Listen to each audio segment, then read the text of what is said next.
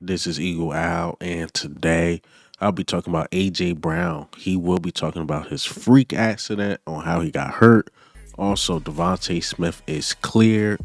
And lastly, it's Nick Sirianni turning a new leaf. But let's get straight into it. All right, man, before we hop straight into it, we got to talk about the injury report or no injury report, because guess what? Everybody's healthy, including Nakobe Dean. So I do have to clear up my last video. While Nakobe Dean was limited and hurt, there were reports that came out after I shot the video that Nakobe Dean will play. And he was a full participant as of yesterday. So everybody will play, and that is a good thing. Also, there's a guy that's really excited to play, but let me play this clip. We've absolutely dominated this process, myself and the team in there, and I don't think they put me in this position to return if I wasn't ready. So I'm mentally there, I'm physically there, and I'm just ready to get back on the field. It's been a long time since you played a game. I mean, early January. Right. I would imagine you're pretty chomping at the bit to get. Are you kidding me? Yeah, hell yeah. I mean, like this is what I do. This is what I get paid to do. So, and this is what I love to do. So I'm just excited to get back out there. I can't wait to see Sidney Brown back on the field. Sidney Brown and CJ Gardner-Johnson on the field together. That's something I've been wanting to see since last year. Both got a lot of energy. Both play tough. And, hopefully we get to see Sidney Brown on the field. I think Sidney Brown is going to be used like a weapon, not, primarily just a safety. I think he's going to be in the box. I think when they go into dime packages, instead of having the Kobe Dean out there, I think they're going to go with Sidney Brown. So I can't wait to see Sidney Brown play. But let's talk about AJ Brown. So AJ Brown spoke to the media. It's been a while since, the fans, the media heard him speak. But he spoke about the hamstring injury and what happened. He called it a freak accident. But let me play this clip. Yeah, it was tough. Just trying to stay mentally locked in. Couldn't do nothing. Had to force myself to sit down. It really was my fault. How everything happened, I kind of overworked myself. That's who I am. I'm a worker, and that was a moment where I just had to learn to work my mind more than my body. And the season was great. So How did it happen? it was like a freak accident, but it's just fatigue. Just I'm doing stuff all the time. Because I'm always trying to get an edge. So it's just like a little freak accident. Sound like a guy that was just working hard, might have pushed it to the limit, and it can cause an injury. Lucky this happened the beginning of the season, not towards the end or a playoff game or whatever. But it's going to be fun to see AJ Brown back out there, especially against a depleted Browns team, because Browns, they're missing a lot of players. I know a lot of people thought that we was going to have to go up against Nick Chubb, but there's no Nick Chubb. I think one of their corners is going to be out. I know Denzel Ward is limited. So we should beat up on a bad team's Brown and also a very injured Browns team. So we're going to see how the Eagles play, especially having the weapons back. But you know who else is good to hear from? DeVonta Smith. DeVonta Smith, he had some things to say. We all had our opinions about the hit. Dirty hit, was it non-dirty, or did the refs mess up? And DeVonta Smith gave his perspective, but let me play this clip. Did you feel it was a dirty hit that when Nah, I don't feel like it is more so I feel like it should have been blown.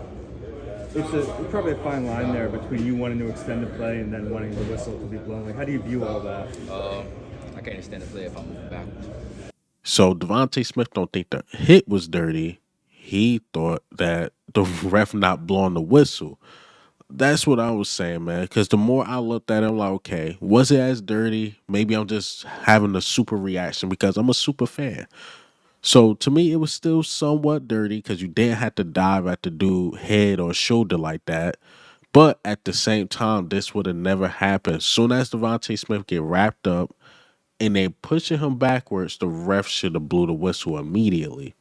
But I know Shannon Sharp had his opinion like, oh, DeVonta Smith was fighting for yards. No, he was not. He was not fighting for yards. How can you fight for yards if you're being lifted off your feet? So, again, man, I think the Saints was on some BS. I ain't gonna lie to you. I think they was on some BS. The refs was on some BS, but we got away with the win. DeVonta Smith is not a long term injury. He missed the game, and he's back. He was a full participant in contact practice since since the bye week or whatever. So it's good to hear that DeVonta Smith is good. He is back, and I guess let's get right into it with Nick Sirianni. So Nick Sirianni, is he turning a new leaf? Is he turning a new leaf? What do you mean by that, Ewell? Meaning he been preaching this humble thing and this having this open door policy, listen to everybody, but the Eagles social media team seem to promote him a lot. It looked like they're trying to get the fans on his side, but let me play some hype videos that the Philadelphia Eagles dropped. Hungry and stay humble. Stay hungry and stay humble.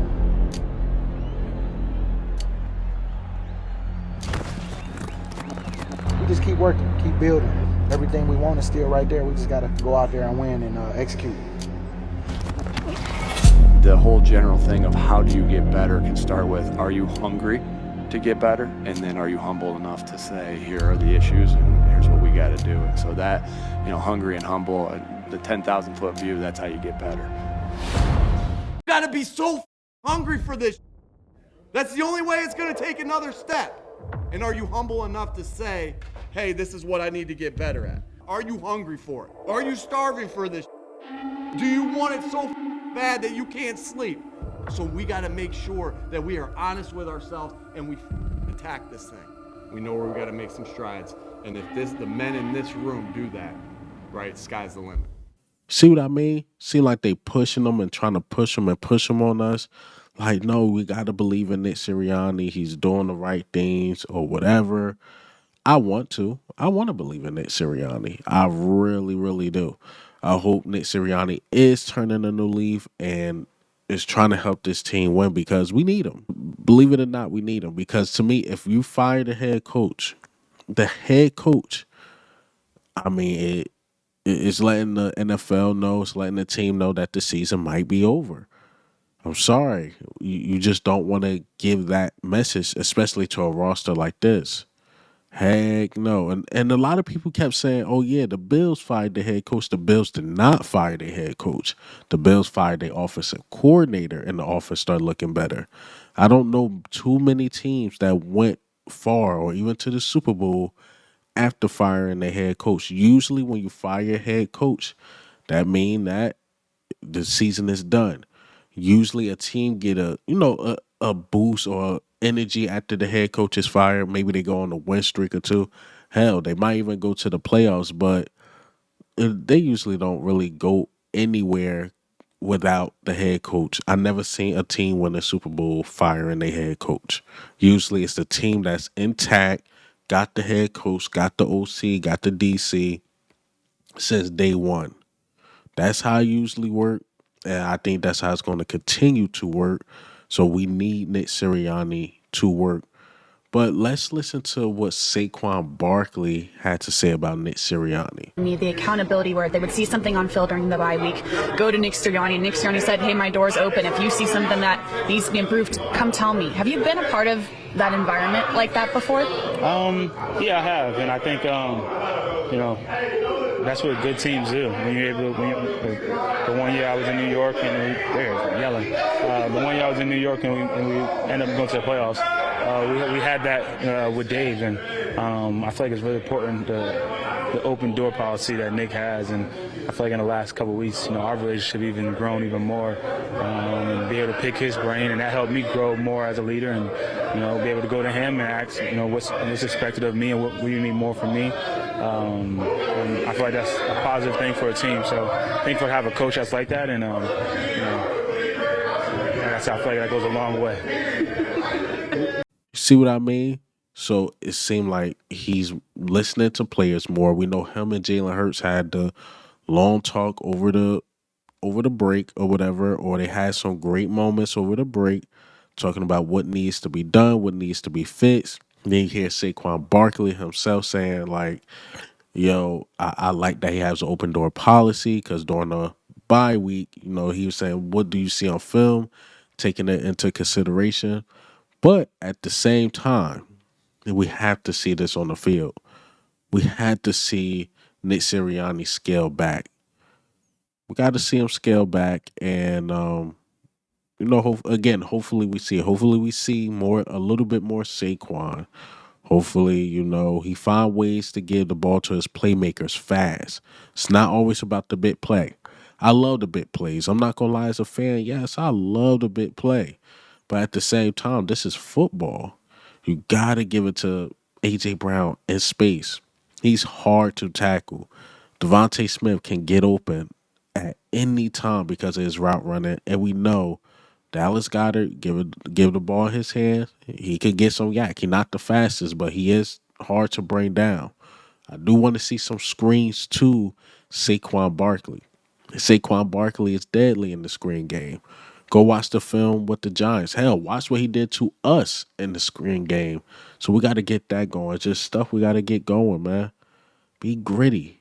Be a gritty team, man. We don't need these beautiful passes and all this other stuff. I think the coaches are overthinking.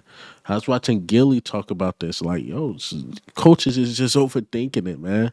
If you run the ball multiple times, play action, get those linebackers, in the box. You got AJ Brown, DeVonta Smith, and Dallas Goedert. Pick your poison. Hell, even if you send Saquon Barkley out on the route, pick your poison. And we got to work that way. So, yes, while I do believe we should beat the Browns, to me, it's how we beat the Browns. Do we get our defensive line to show up? Do Jalen Hurts protect the ball?